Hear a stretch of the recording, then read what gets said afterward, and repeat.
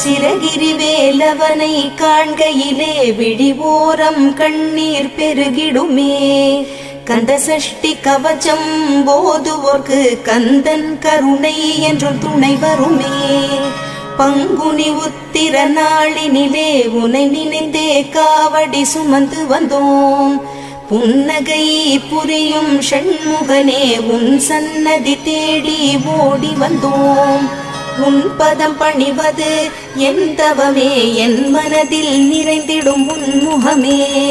ஷண்முக பிரிய குஹ குரு சரவணனே வந்தே இன்னருளை தர வேண்டும். தென்பழனி மலையில் ஆண்டி முகம், சென்னிமலையில் முருகனின் கருணை முகம். மன ஆறுதல் தந்திடும் ஆறு முகம், தருவாய் பக்தருக்கு 100 வரும். கோதையர் இருவர் மலை மேலிருக்க திருமுருகனும்